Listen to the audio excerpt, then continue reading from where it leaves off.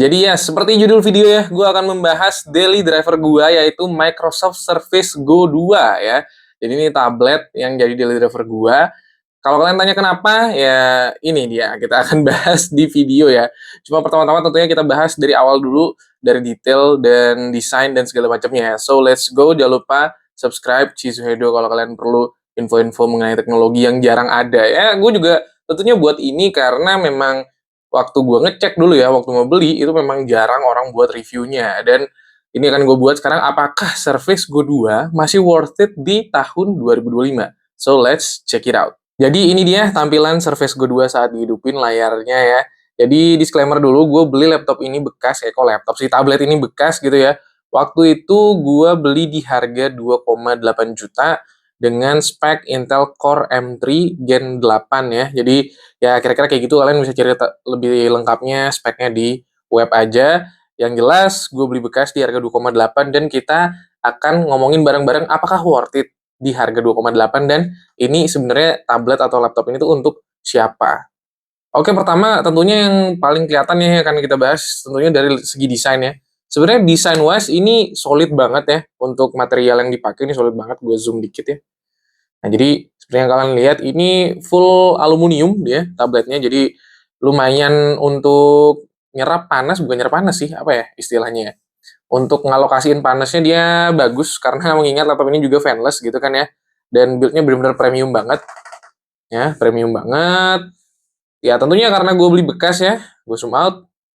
Gue dapat minus di keyboardnya, jadi keyboardnya udah ngelupas-ngelupas kayak gini.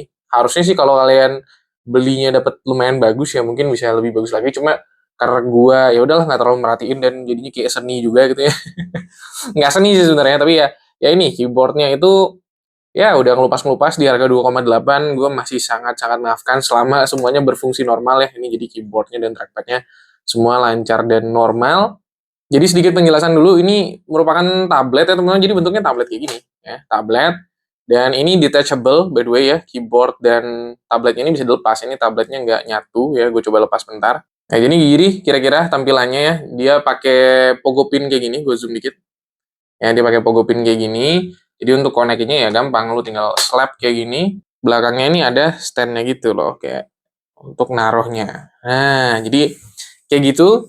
Sehingga ketika lu memang bener pengen buat tablet doang, lu bisa taruh aja keyboard ini di rumah sebenarnya ya.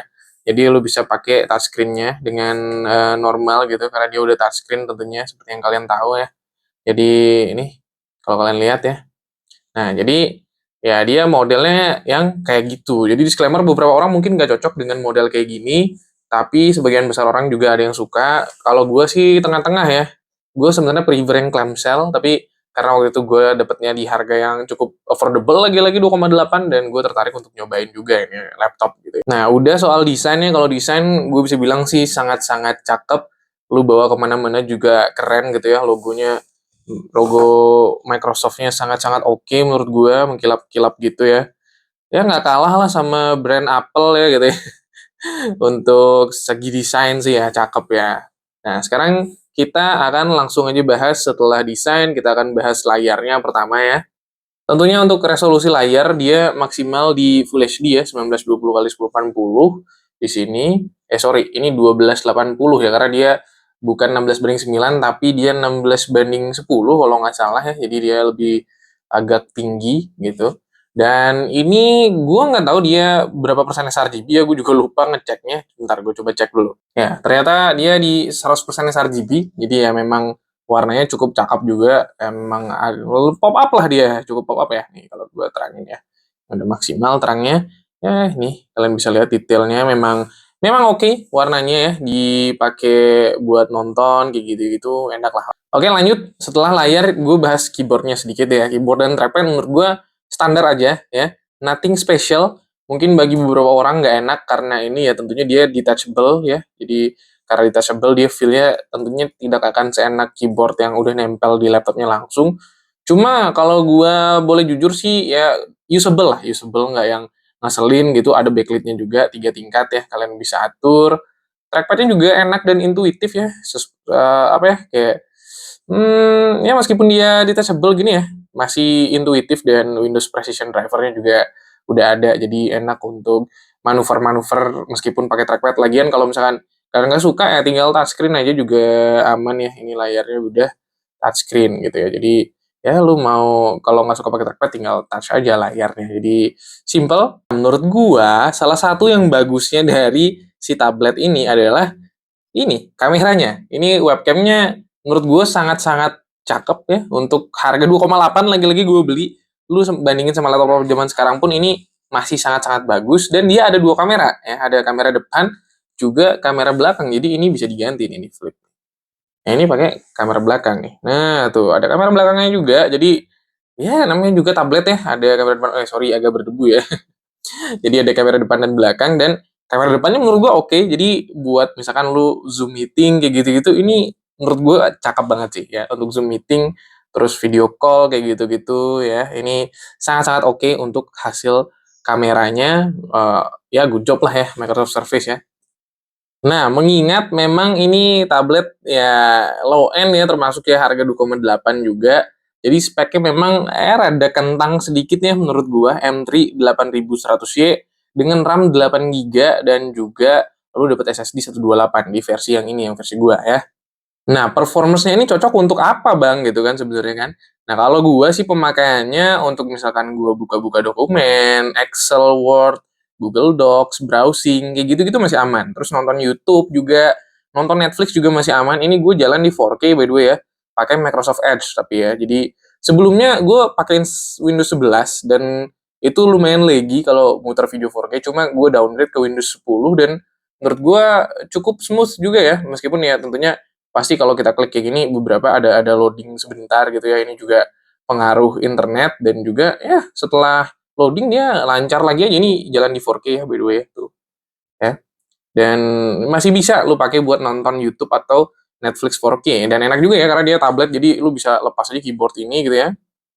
Dan ya udah lu nonton rebahan di kasur menurut gua cocok penggunaan kayak gitu. Terus buat lu pada mungkin yang kantoran ya, kantoran dan nggak main game bener-bener cuma ngantor, buka Excel, buka dokumen gitu sih lancar jaya guys. Gue nyoba lancar jaya, browsing pun juga lancar jaya asal ya tabnya jangan terlalu banyak juga. Ini juga pakai Edge gue ya, bukan Chrome jadi dia lebih ya bersahabat dengan RAM lah ya si Edge. Beberapa dari kalian nanya untuk game kayak gimana? Tentunya gue nggak rekomen buat gamer ya, ini memang bukan buat gamer gitu.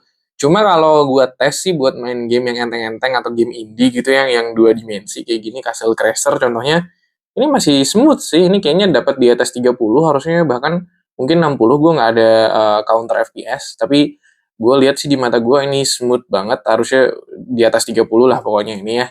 Ini lancar sih main game-game 2D harusnya lu masih bisa nikmatin kalau lagi senggang gitu ya. Dan nggak usah berharap terlalu banyak, jangan berharap main game triple A tentunya di sini ya.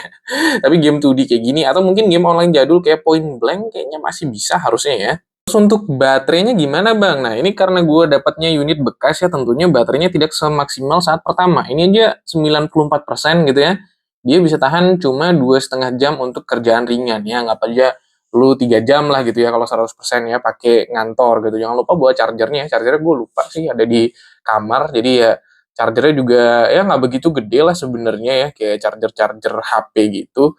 Dan kalau misalkan karena bekas ya gue masih acceptable aja lah untuk dapat baterai life segini ya. Lagian di kantor juga udah pasti ada colokan gitu ya. Cuma mungkin lu yang sering traveling, apalagi kalau mau beli bekas, mungkin ini bisa jadi salah satu pertimbangan ya.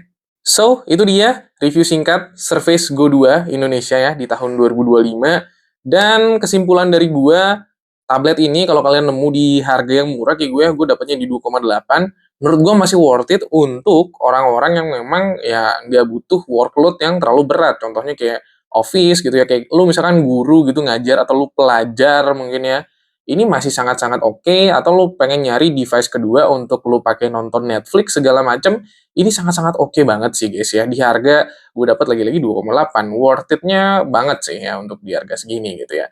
Cuma buat kalian yang nyari performa, saran gue ya ambil yang lain aja gitu ya. Jadi itu dia. Thank you teman-teman. Semoga review singkat gue bermanfaat. Kalau kalian ada yang mau ditanyain seputar produk ini, kalian bisa komen di bawah atau kalian boleh komen juga kita review apa selanjutnya. Thank you.